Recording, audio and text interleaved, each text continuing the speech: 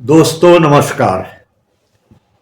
आज मैं आपसे बात करना चाहता हूं सूचना के अधिकार अधिनियम के बारे में, जिसको आम लोग आरटीआई एक्ट के नाम से ज़्यादा अधिक सुचारू रूप से जानते हैं। आरटीआई 2005 में बना और यह इतना मजबूत कानून है, इतना सक्षम है, इतना ज़बरदस्त है कि मैं सोचता हूँ संविधान के बाद दूसरा अगर ऐसा कोई कानून है जिससे सरकार को काबू किया जा सकता है, लोगों को सुविधाएं पहुंचाई जा सकती हैं, भ्रष्टाचार को मिटाया नहीं तो बहुत कम किया जा सकता है, सरकारी अधिकारियों का अकाउंटेबिलिटी जिम्मेदारी निश्चित की जा सकती है और लोग यह जान सकते हैं, जो इसका मुख्य उद्देश्य भी है, कि हमारी सरकार किस तरीके से काम कर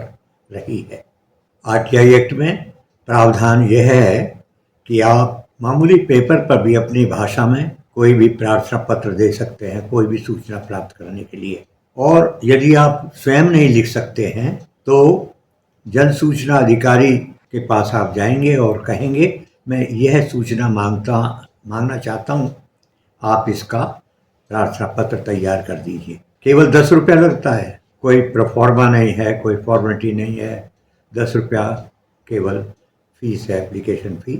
और इसके बाद चाहे फर्स्ट अपील करें चाहे सेकंड अपील करें, सेकंड अपील तो कमिश्नर के पास होती है, सूचना आयोग के पास, इंफॉर्मेशन कमिश्नर के पास, और उनको इतनी पावर है जितनी कि इलेक्शन कमीशन को पावर है, हाई कोर्ट के जज को पावर है। लेकिन बहुत हालत ख़राब है, ख़ास तौर से हरियाणा में। अगले एपिसोड में किसी वक्त आपसे मैं चर्चा करूंगा कि आरटीआई एक्ट की शुरुआत क्यों हुई।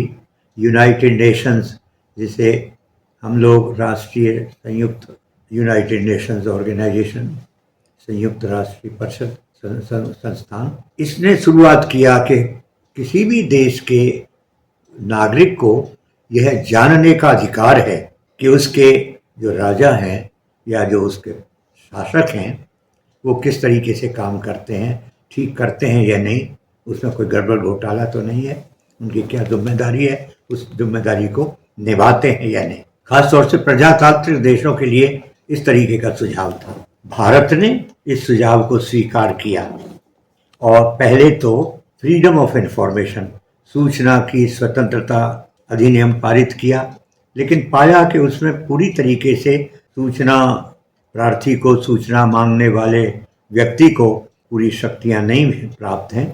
तो फिर 2005 में 12/10/2005 को आरटीआई एक्ट पास कर लगा दिया। ये एक्ट चल ही रहा था, लेकिन दुर्भाग्य की बात है आज की सरकार जो नहीं चाहती कि नागरिक सशक्त हों, समर्थ हों ये जानने के लिए कि सरकार किस तरीके से काम कर रही है, कोई भ्रष्टाचार तो नहीं हो रहा है, कोई गैर जिम्मेदारी की बातें तो नहीं हो रही हैं, क्या उनकी तन्मयता अपनी जिम्मेदारियों के लिए है, उसको बजाय और ताकतवर बनाने के कमज़ोर बना दिया। 2023 में एक कानून बनाया जिसे digital personal data protection act 2023 कहा जाता है, यानी DPDP। और इसमें प्रावधान ये कर दिया कि किसी भी सरकारी कर्मचारी के व्यक्तिगत जानकारी आप प्राप्त नहीं कर सकेंगे।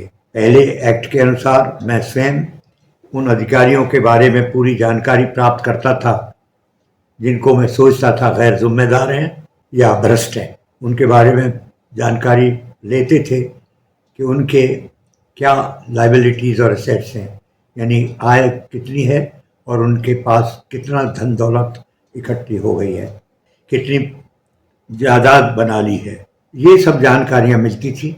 और कितने अधिकारियों को तो हमने सज़ा दिलाई इस बात पर कि उनके आय के स्रोतों से कहीं ज़्यादा धन दौलत और जायदाद उनके पास है जिसका वे विवरण नहीं दे पाए।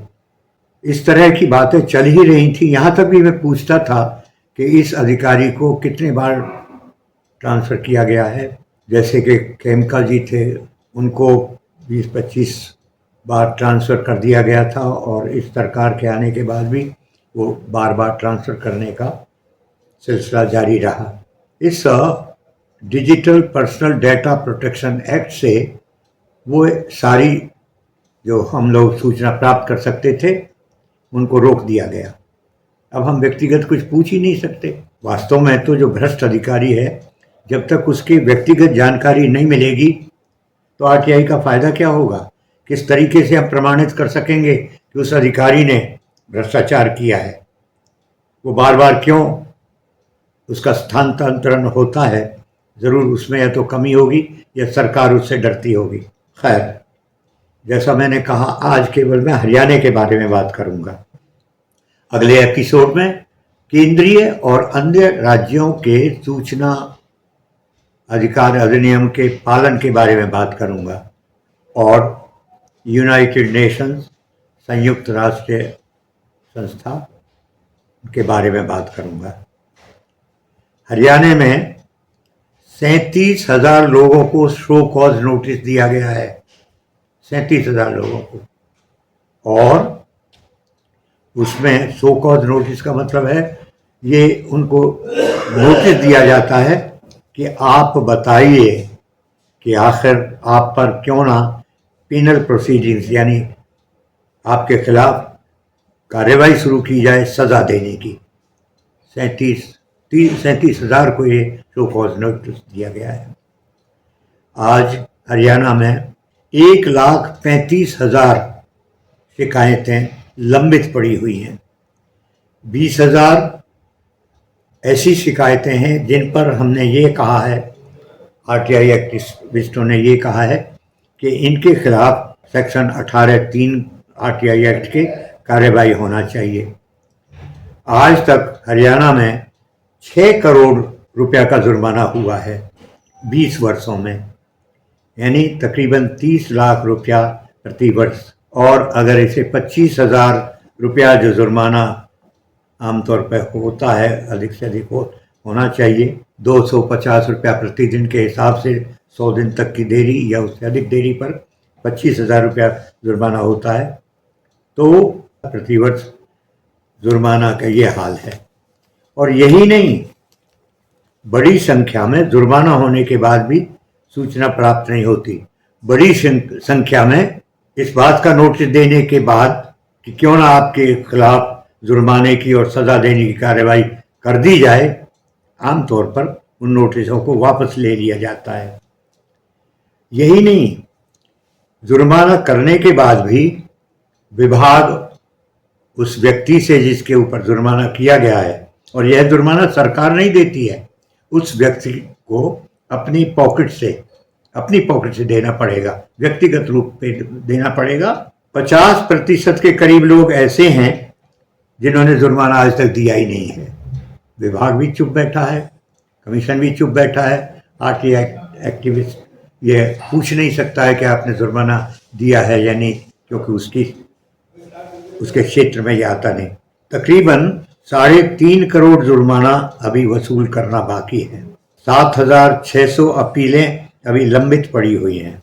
जिन पर 3 करोड़ रुपया जुर्माना हुआ है, वो लोग आमतौर पर अपील भी नहीं करते हैं, फाइल को दबवा लेते हैं। तकलीफ की बात यह है कि हरियाणा में 45% जुर्माना वसूल नहीं हो रहा है। 9,000 अपीलें, शिकायतें पेंडिंग पड़ी हुई हैं और निपटारा बहुत धीमी गति से हो रहा है। 2011 के बाद केवल 900 को, यानी 5 वर्कशॉपों में केवल आरटीआई का प्रशिक्षण दिया गया है। हरियाणा एडमिनिस्ट्रेटिव ट्रेनिंग की जिम्मेदारी हिपा को दी है, हिपा गुड़गांव। हिपा की जानकारी जो हमको मिली हिपा से, उसमें केवल 900 लोगों को, यानी हरियाणा के लाखों कर्मचारियों के बाद केवल 5 वर्कशॉपों में प्रशिक्षण दिया गया, जबकि ये वर्कशॉप काफ़ी अच्छी संख्या में होना चाहिए। अधिकतर पब्लिक इन्फॉर्मेशन ऑफिसर यानी सूचना देने वाले अधिकारी और प्रथम अपीलीय अधिकारी, फर्स्ट इन अपेलेंट अथॉरिटी, इनको कोई ट्रेनिंग है ही नहीं। वो जानते ही नहीं है कि आरटीआई एक्ट पर किस तरीके से अमल किया जाता है, किस तरीके से उसका पालन किया जाता है। दिक्कत यह है कि हरियाणा के साथ साथ यदि हम बात करें पॉलिटिकल पार्टीज़ की, पॉलिटिकल पार्टी जिससे उम्मीद की जाती है कि वो जन सेवा करेंगी, समाज सेवा करेंगे, उनका हाल क्या है। 13 जून 2013 को सेंट्रल इंफॉर्मेशन कमीशन ने एक आदेश पारित किया था। यानी आज हम 2026 में पहुंच गए हैं। 2013 का ये आदेश था। इसमें Suresh Chandra Agarwal versus information commission का ये आदेश था।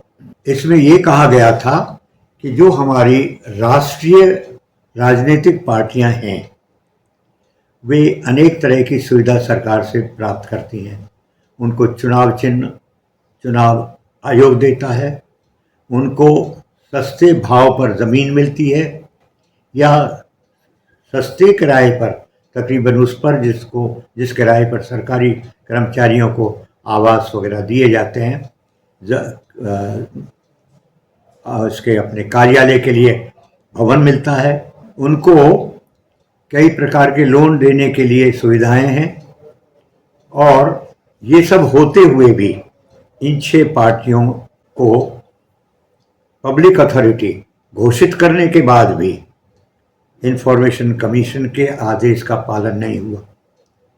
सबसे बड़ी बात है, ये पार्टियां हैं कौन? ये हैं BJP, Indian national Congress, communist party of India, communist party of India Marxist, भारतीय Bahujan Samaj party, national Congress party, और अब 7वीं हो गई है आप पार्टी।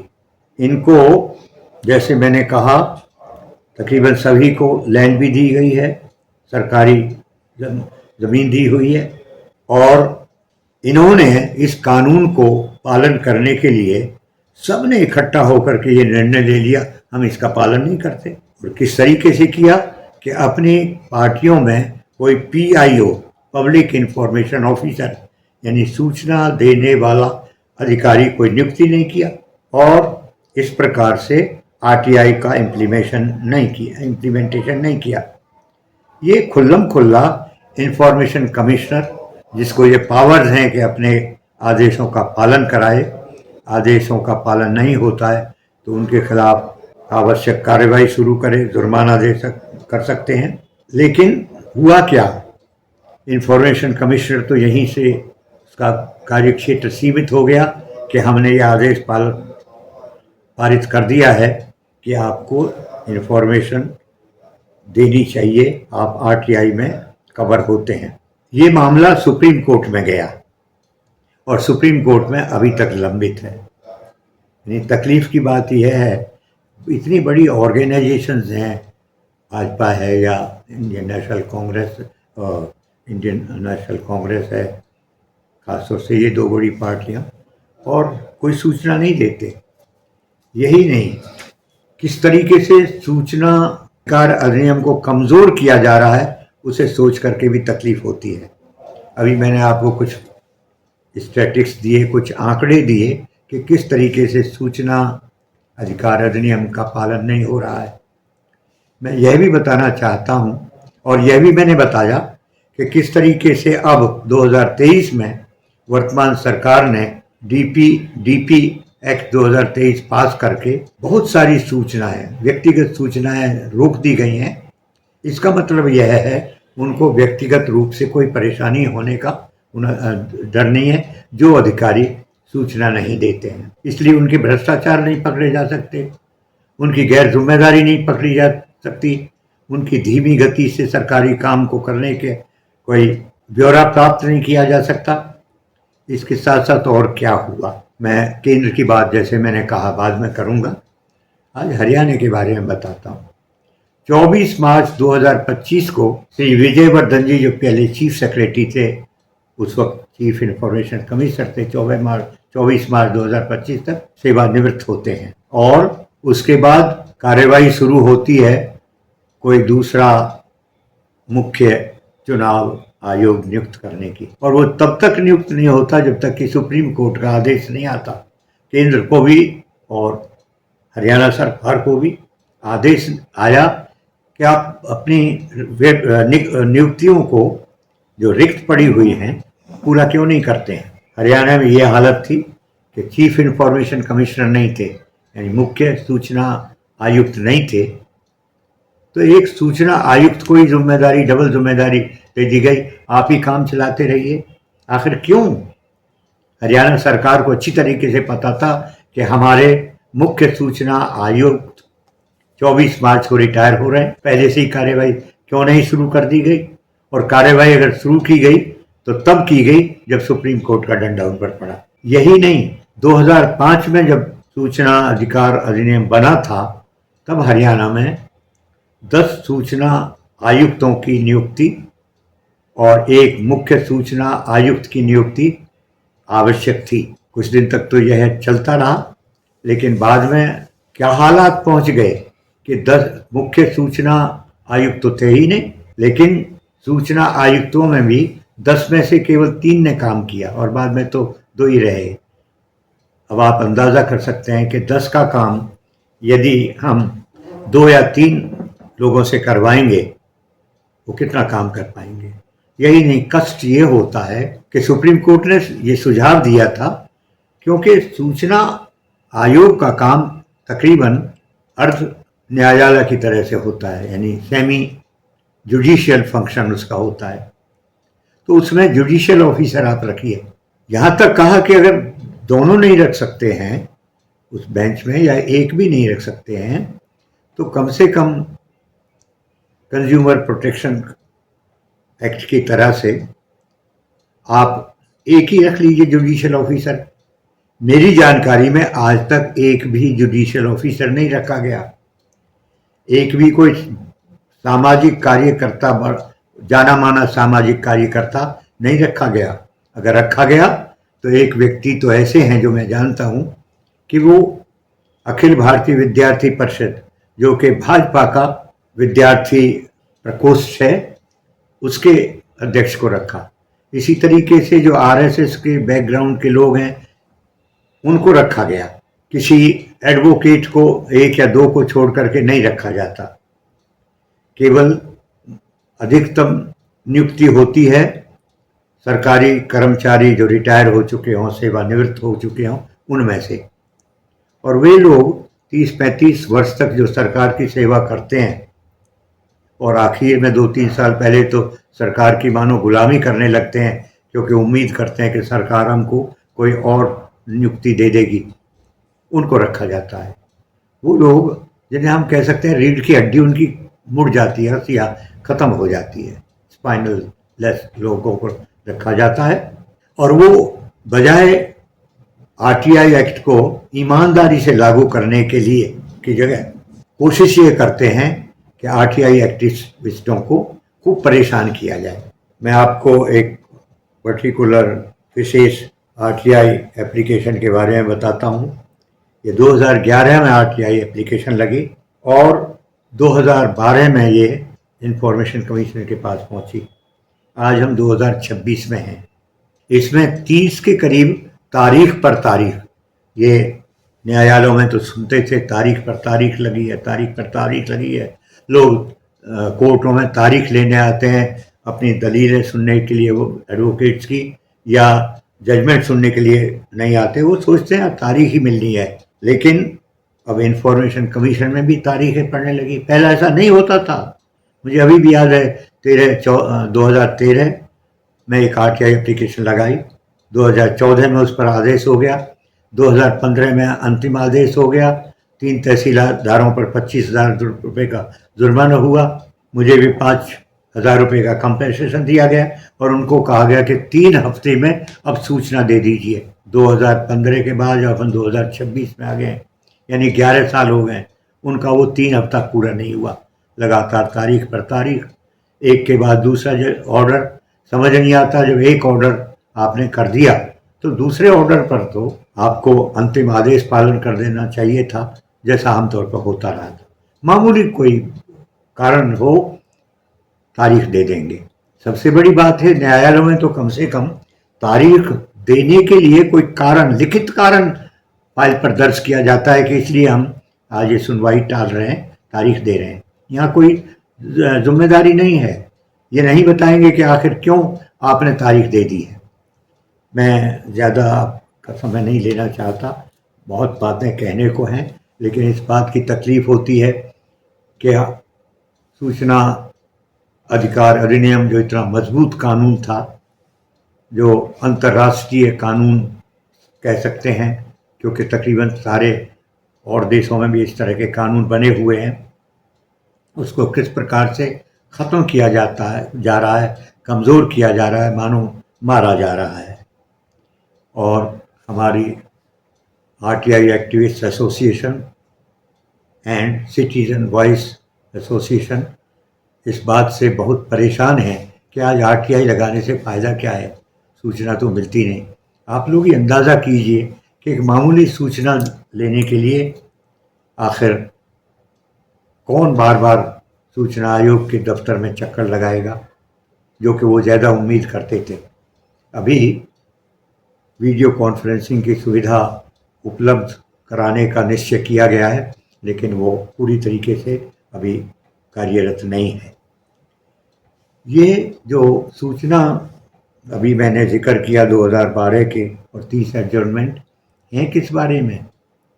यह हैं देश सामला ज़मीनों पर तकरीबन 30,000 करोड़ की ज़मीन लोगों ने दबाई हुई है, जैसे कि तालाब हैं, जोहड़ हैं, दबाई हुई है।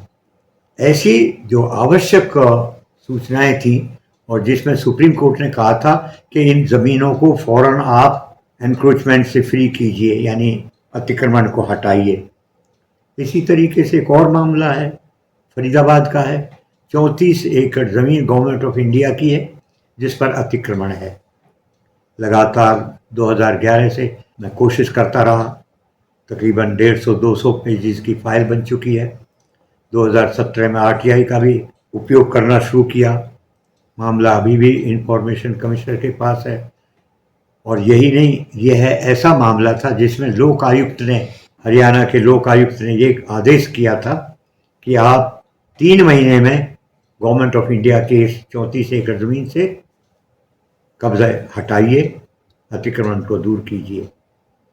इसलिए ये सब बातें आप भी सुन करके बहुत तकलीफ़ महसूस करेंगे, और मैं तो आरटीआई के लिए काम कर रहा हूँ, बहुत तकलीफ़ महसूस करता हूँ। धन्यवाद।